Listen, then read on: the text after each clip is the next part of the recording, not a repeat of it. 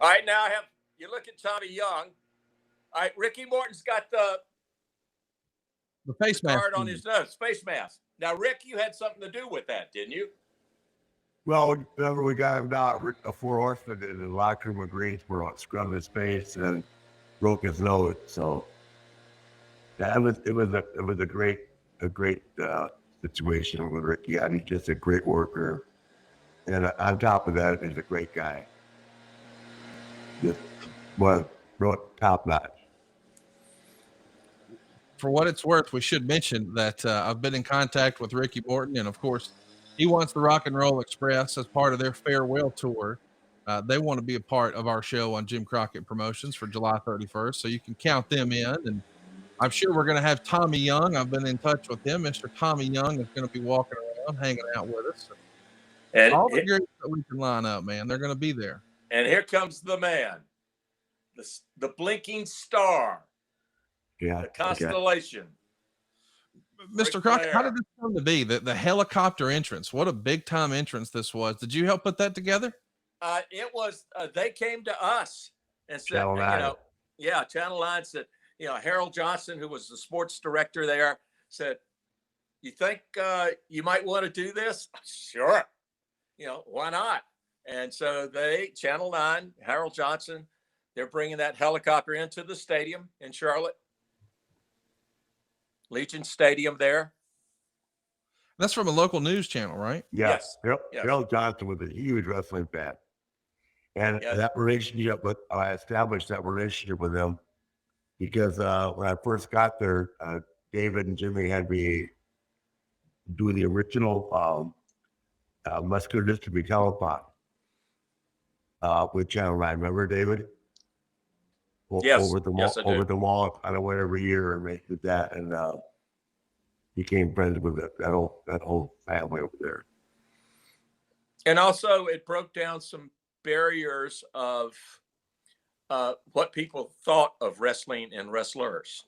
That it's not the carny wrestling. That these guys are truly professional, and Rick was the one that showed the way. And it's good publicity for them. I mean, look at all the people in the stadium, that are waiting for this. Yeah, we've got 23,000 paid here. We also had a performance by a skydiving team, a concert from Waylon Jennings. I mean, this was a star-studded affair. Yeah. Mm-hmm. Waylon Willie and the ball. Ooh. Is this the coolest entrance you think you ever had, Rick, coming in with a helicopter? Oh, yeah, absolutely. Because from there, I have to remember, it looked like there was 35 or 40,000 people there. I mean, so it was, actually, I thought it was 28K. Was it just 23? I think the year before with Nikita was 27. Oh, okay. All right.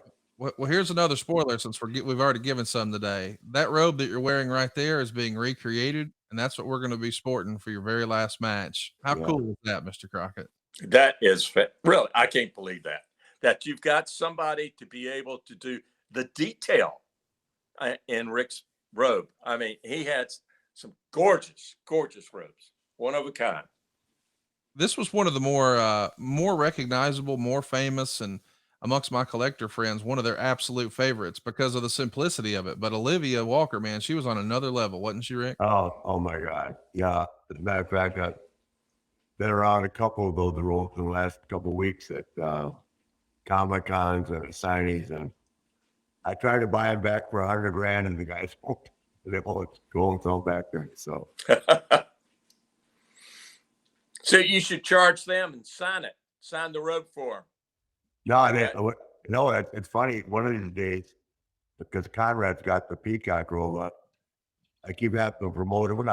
I work for Ryan Fitterman, who's a phenomenal guy at Fitterman Sports, and one of these shows, I'm going to ask Conrad if he'll come, because I know he won't let out his site. I don't blame him. He lets me use the gold one, which I used for a commercial yesterday.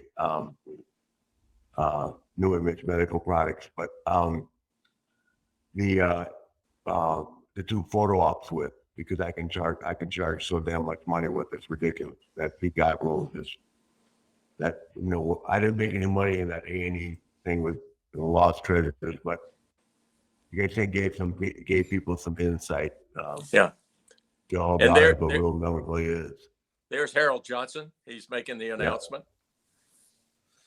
That's WSOC Channel 9, right? Yes. Yep. ABC station affiliate. Look at there, man. Purple knee pads, purple trunks, the big gold belt, and a little mask for Ricky Morton. And this is, I guess we should mention Ricky Morton at this point is one half of the hottest tag team in all of wrestling. At this point, Jim Crockett Promotions had grown to where they weren't just running one show a night. They were running 2 towns a night and sometimes 3. And oftentimes it would be Flair and Dusty on one card selling out, and it would be the Rock and Roll Express and the Midnights on the other also selling out, right, David? Oh, yes. Matter of fact, at one time we had a match in Greensboro, which was Rick and Dusty, and we had a match in Charlotte, which was Rock and Roll Express and Midnight Express, if I remember correctly.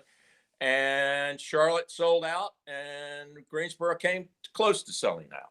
But, and Ricky Morton definitely will tell you that. And he was very proud of that, especially going up against Rick and Dusty. Morton and I did 18 consecutive hour Broadways. Wow. In 2 weeks. Every day of the week, and then twice on Saturday, twice on Sunday for 2 consecutive weeks. Yeah. Well, we had to do something so you could drink more. Yeah, I know. They had to sweat it out. But the people bought it. The sad thing was that, remember, at the 30-minute mark, you had Gibson coming down, right? Then Iron came down, and Iron said, "This is bullshit. Me standing on it. So, I need me a cold one." Hey, you're not going drinking without me, buddy. Yeah. By the way, you're talking about a Crockett. There's one right there with a camera. That's Jackie. Yep, the Jackie. There he is. Yeah. And we're going to do our darndest to make sure Mr. Jackie Crockett is there. And we're going to have some celebrity folks working the ring bell for us and special guest ring announcers. And this is going to be special, guys. We're pumped. And by the way, if you can't make it to the show at the end of the month, no problem. It'll be on, I believe it'll be on traditional pay-per-view and fight as well. All the details are at RicFlairsLastMatch.com. And we're even going to have some special opportunities to pre-order the show with some pretty fun perks you're not going to want to miss if you're a big time collector. Rick, I want to ask you about Tommy Young. I'm watching, he is totally into a match, like nobody else. Unbelievable. Ricky, Morton's got you in that headlock, and there again, this is an hour, right? No, I think they go like 23 minutes. No. Okay. The cage, only couple guys that did an hour with the cage, Steamboat. Okay. Oh, I know what that means. Pounding away on your head. Hey, no, you know what? Okay. Morton let me, I would knock the shit out of Morton. He didn't care. He stood in there, boy. Well, you got that from Valentine, Johnny Valentine. Yeah. Oh, man. Well, I got it for getting the shifty out of him with my wobble. That was my Valentine didn't teach me anything. Yeah. Man, you learned from some of the very best in the world. Oh, I did, absolutely. I learned it with Val, but it's funny. If you take a little bit, my buddy, I'm the first to admit I took stuff from Nick Bockwinkel. I took stuff from Ray Stevens, obviously, Murdoch, Dusty. I mean, nobody, they might think they did it all on their own, but everybody learns something from somebody. Even to this day, I see Ashley had something to her repertoire. You can never stop learning. Right. If you stop learning, then you might as well retire. Right. Mm-hmm. Well, it's not that. It's just that you can never learn enough. And that goes for everything. And whether it be a facial or how to sell a hold or just, how to make the people think that you really have a difficult time or a bad place. It's just a lost art. Yeah, I believe that. I know in television, I was never satisfied with the program. I liked it, but there's always something we could do better. A camera shot, an effect, you name it. Even the event, they can always be better. Yeah. And, going back to you guys announcing it, the announcers can make or break a wrestler, right? Or a match. You know what I mean? It's always good to be on the good side of the announce team. Well, never had a problem with your matches, definitely. Oh, I'm just saying. I am such a fan. I am such a fan. This these outdoor shows, Mr. Crockett, did you prefer a stadium show or I've heard some wrestlers say the noise just went straight up, so it didn't feel as hot of a crowd with an open top as compared to closed. Was that your experience as well? I can understand how they say that, but yeah, a building would capture the noise. But there again, if you mic it correctly, then yes, we're gonna have the sound that we want. And in most cases, we mic'd it to where the viewer felt like they were at ringside, that they were in that match. Why that guy in a purple trunks is a working fool. That's how you sell something, boys.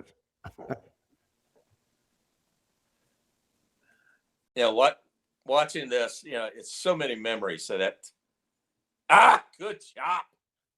Oh, yes. Because of Ricky, I just can't say it. He and Steamboat and Shawn Michaels, I mean, just a few guys that have ever gotten to that point where they would sell something. Look at Morton. All right, I want to ask something here. I'm watching you two. You really are not saying much to each other, are you? It's just feeling your way through. No, I'm talking. He's listening. All right. Trust me, someone's got to always talk. Yeah, but you haven't really gone. You didn't. He knew I would. No, it won't or anything, Yeah. Especially outdoor shows, they were different. Couldn't even get to each other. No, he trusted me. He knew I was going to take care of him. See, that's totally different than today. That, everything is sort of prearranged, gone over. Jack got his mask off now. I got it back on. What a great story you guys were telling here. And Rick, what's interesting about this is, on the other channel, Hulk Hogan has a heel factory. And so Hulk Hogan's a big hulking man, clearly, and he's going to take on even bigger guys. So he just needs one monster after another. But here you're able to back away and cower away from a guy who's even a little smaller than yourself. I mean, that's telling a story, is it not? Yeah, absolutely. Actually, Ricky's 40 pounds lighter than that. Right. I'm probably about 245 there. And he's probably, like right at 200. Wow. Ricky, but he's a working bull. It's his charisma that, his energy level that makes him much bigger in a match. That he doesn't, he's like that chihuahua that comes after a pit bull. Mm-hmm. Yep.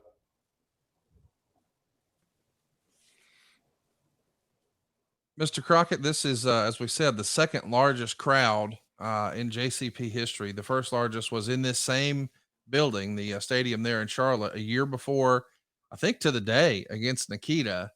Charlotte was home away from home. I mean, I know it's not really home away from home. That was your home base, but Greensboro being the spiritual home of Starrcade, is that sort of 1 and 2 for you, Greensboro and Charlotte?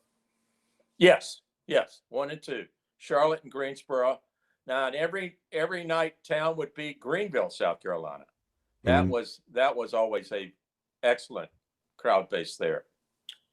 Yeah, the thing about Greensboro is because what was such a dream place for us, so we were just, even though it was 100 miles away, we were forced to spend the night because we just wanted to make sure the city knew we were committed. Right. to their financial Yeah. well-being. Yeah, definitely forced to spend Yeah. the night. I mean, I have to stay. My God, the hotel and everything, everybody's taking care of us. I mean, please. And Greensboro was pulling fans from Greensboro, High Point, and Winston-Salem. I had a very good road system, 40 and 85 going through. So, that definitely helped. And the people there at the Greensboro Coliseum, Mr. Oshis was Yeah, unbelievable. we just couldn't leave town with all the people that came all that way. I'm saying thank you. Yeah. Uh, Shit, at the Coliseum there, we've had to open the Forum. theater, the theater there to handle overflow and put closed circuit in. Wow. The highways, both 40 and 85, were backed up. The highway patrol trying to figure out what the hell was going on. It was pretty neat. Yeah, that was a big thing. We come up 85, we got off on, wasn't it Howard? Was that road? Now they've changed the name of it. It's right now it's Anyway. Business 85. No, but I mean, to get off at that Yeah. exit and cars be backed up 5 miles, Colorado. Wow. Greensboro. Yeah. We could tell, you knew what kind of crowd you're going to have, right? Just driving up there 4 or 5 o'clock. Mr. Crockett, you had, I'm sure, a lot of fun with WCW. I mean, you were there to the very end. You saw all the big stuff that happened, Hulk Hogan turning heel, and the Nitro show at the Georgia Dome where Goldberg won, and so many great moments. But it's still the highlight of your career when you think back about your association with wrestling. Is it still this era? Oh, yes. Yes. Because when I was at WCW, it was Turner's, not mine. Plus, I was getting always stabbed in the back constantly there. Here, it was totally mine as far as the production of the event. And so, I didn't mind taking, the blame if something went wrong. I thoroughly enjoyed, I was just hyped up. I mean, the adrenaline, I lived for it. I really did. And everybody, all of us, working it, the event, we were all fired up. Unbelievable. And I think too, the atmosphere at JCP, because I think, correct me if I'm wrong, that at that time, Vince, WWF at that time, was they wanted to take over the area. Yep. And they weren't doing it. They really weren't. And they tried to buy our shows time off the TV stations that we had. Most of them would not sell to them. So that was something that we respected and were thankful for, that the stations, were loyal to us. Well, they were very loyal, but that was because you were so good to them for so many years. I think that's the kind of stuff. That's the kind of stuff that's lost in life now, guys. That program directors would go to another station and they'd have a problem. Most of them used us as a lead in to the local news, and it made their news number one in their time slot. Mm-hmm. Because we were always number one in our time slot. That's one reason Turner bought us, because we were always number one. We were the highest rated program on his station, all the hours that we had. Oh, look at this. Now, fans, think about this. Yeah, they're talking, but a lot of this, 90% ad lib in that, taking the opportunity, seeing it. And this is what you're going to see. It's classic. It's a learning experience that you just don't have now.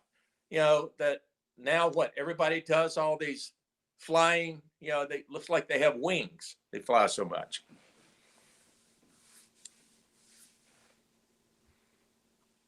When do you remember that change happening, Rick, where it went from being everybody in the business sort of called it in the ring to where now there was more preparation? I mean, I know that Randy Savage liked to do that his whole career, and I think people have said that DDP really liked to. But when do you remember that just being like the new change? You know, I'm not really sure when that was. I mean, there were a lot of guys that were they're not they're not as they're not as or Dallas was really committed to that style as was Randy. You know, it just for me it just didn't work, and I because you know as I've explained, you just never know how the crowd's going to react until you get out there, right? Right. And especially when it's a high impact move or something like that. So I don't know when that took place. I guess everybody just started. I think it got more well for guys that less experience. Does that make sense? Mhm. Because if you started like when I did, which is like century ago, uh, that was just unheard of. I mean, the guys didn't get along well enough back when I started, to even have that discussion. That makes sense. Because nobody wanted to lose. It made things really difficult. But I think because they knew it, they had a great booker, the Crockett's did. But they all had a series of great bookers. They understood that you just have to understand you can't win every match. And You've got to tell a story that well, you can lose the win. You can get your, as a heel, you can lose, but then you can always get your heat back after they pin you. And yeah, no, it's not even that. It's just I mean, I agree with your statement, but it's what takes place in the ring. If it's a great match, people half the day don't remember who won. yeah, They walk away saying, "God damn, what a hell match!" And they can be a fan of either one or a fan of both of the opponent. Fan of the opponent or fan of the guy that wins. They walk away saying that a hell of a match. well, and with you, Rick, I think in a lot of cases the fans loved to hate you. They were the first ones to throw a drink on you and spit on you, but after the show, they're the first ones in line to get your autograph. Mm-hmm. Yeah, it really is. That's it. That's working right there. Yeah. Him pulling Ricky Morton, and that's you can't cheat a guy that. See, look at he's gonna grab Tommy. Well, he's gonna pull Tommy in, right? Like, God dang it, Tommy. So I can hold the rope. See what I'm saying? You It's can't telling, teach a guy that. Yeah, yeah, you can't telling teach the a guy story. that. Yeah. Telling the story right See? there.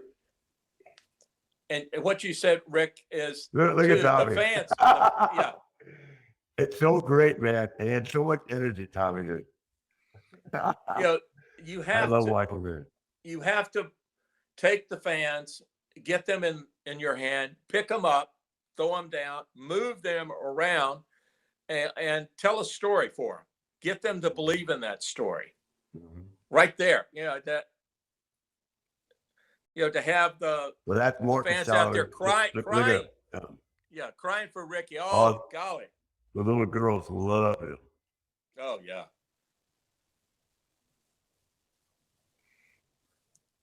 Look at Tommy. Having the time of his life, is he not? I was thinking the same thing. Yeah, he was so damn good. I want to mention as we're doing this that in order to prepare for this, man, you gotta feel the right. Look Ricky going live here. He's firing up on you, man. Mm-hmm. Yeah. Oh, look at him. Walking it off. Look at the crowd getting with it, standing up. Yeah. Eddie Graham said a lot of times that he would never watch a match. He could tell you if you had a good match or not by listening in the crowd. And that's very true. Yeah. I heard Michael Hayes explain once that a great match is when you can make them stand up and sit back down and stand up and sit back down. And you've seen that happen a lot in this match. Yeah. Johnny Valentine said that on one of the trips I took with him.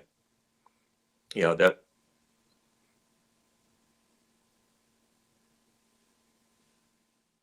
Klondike Bill put up that fence. Good Yeah. old Klondike. Man, I wish he was with us for this one. Oh, Yeah. Listen, to put up the ring, not to work with. When I saw I had to work at Klondike Bill, I go to George. What the hell? What am I going to accomplish with Klondike Bill for me?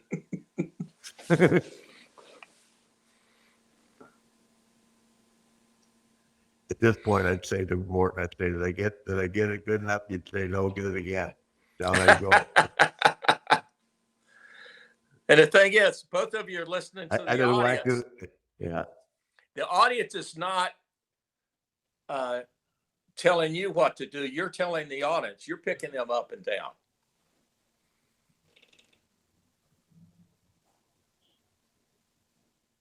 Isn't it fun that the Rock and Roll Express are still doing their thing right now and Oh, yes. on their farewell tour? It's so great.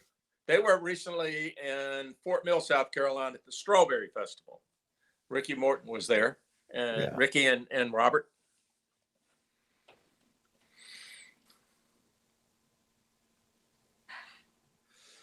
This is so fun to go back and relive this. And this is, as we said, a different era. I just got a little bit more for him right there. I was going to say, with a cage match, you got to get a little bit of color. Yeah. Yeah.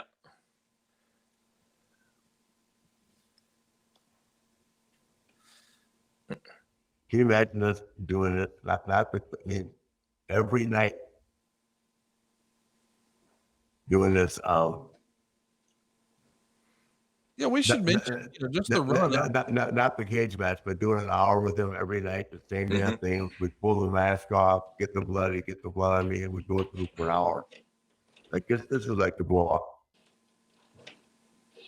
But it's been building for so long. I mean, you really, honestly, did not have a day off. I mean, you'd have to go back. I'm trying to find one. I can't find a day off where you got. We didn't have one. Yeah. Hey, speaking of, hey. Hey. Let's put the heat on the groggets now. No day off. Yeah, and then when they get a day off, oh, no, I got to go back on the road. There's a party. I want to have a party. Yeah. Who wants to go home? Not really. I mean, honest to goodness, think about this. The very next day after this match, Asheville, North Carolina, you do a matinee show, you and Ricky in a Texas death match. Yeah. And then that night, you're doing a TV taping at the Dorton Arena. Yeah. I mean, the very next day. And it's not like you had the day off before. Sure, it was the 4th of July, but you were in Memphis at the Liberty Bowl working with Nikita Koloff. And I was hoping we were going Jerry Lawler. It's unbelievable, man. The idea that this isn't like the match you had that week. This is the one you had that day to the next day, and we're back to the races. I know. I just don't. People will never understand. And I have to say, in some ways, I don't understand, but I'm glad you did it. The condition that all of you were in, it just, Well, it's funny. I got a pacemaker now from my surgeries, but they don't want to put a pacemaker on for 20 years because my resting heart rate was 34. Wow. So if you do 500 free squats in the morning and rest for an hour every night, doesn't matter what you drink. Your heart is getting a good workout. You know what I mean? Yeah. Yeah. My natural heart rate's 50. Yeah. Yeah. Well, my pacemaker is set on 60. But when I'm training now with Rob, I'm taking it up to 204. Wow. So that's good. Good for it. Well, I don't know if they're not. You'll know one of these days. Yeah, it's a question. That's a question mark. Yeah. Isn't it funny? We just laugh and have fun this whole time. I love working with him. And people go, "You're having fun? Here you're bleeding, you're running into the steel cage, and you're having fun." That's why it's not clicking in their heads. How can you have fun doing this? Beating yourself or someone beating you. It's what we do. Yeah. What we do. Boy, if we weren't part of it, we were mad.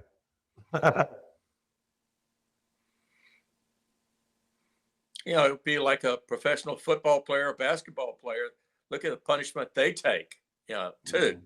And Yep. but they don't play every day, you know, No. whereas you guys wrestle just about every day, twice sometimes. Yeah, twice a lot of times. Yeah. No, I'm happy for the athletes today that they have the ability to not have to go. They don't want to. I don't understand why a guy would at a big game wouldn't play if he had a soft toe or something like that. That's making $47 million a year, but at the same time, it's a different time in sports. So I respect what's going on. There it is. The nature boy gets his hand raised in the cage. You best everyone's hero, battered, bloody, worse for wear, but you're leaving with the hardware. And what a fun time this was, man. Going back and reliving one of the biggest shows in JCP history, the second largest crowd ever. What a performance by Ricky Morton. But the Nate still came away with the world title. What'd you think of that one, Mr. Crockett, watching it back? I love it every time I see it. Yeah, it brings back fantastic, great memories. And fans, you're going to see this. You're going to leave Nashville with great memories. You really are. It's just going to goosebumps. Yeah, is what I think of it. I got the Johnson tape ready, baby. Yeah. My goodness. Hey, yeah, what a great time. Thanks, guys. Join us in Nashville. Starrcast bracelets go on sale this Friday at noon. Starrcast.com is the place to hook it up. You can also find out where all the hotel discounts are. Starrcast.com has all of that information. And next Friday, the 27th, mark it down, boys and girls. Ric Flair's last match. Tickets go on sale. We've got a special ringside seat for you. Lots of other fun stuff coming. Stay tuned at Starrcast Events on Twitter. We'll have all the details. But Ric Flair's lastmatch.com is where you want to be next Friday. And next Wednesday, we're going to be joined, Rick, by Ricky Morton. How about that? Come on. All right. Oh, yes. Looking See you forward to guys that. next week right here on To Be the Man with the Nature Boy, Rick Woo!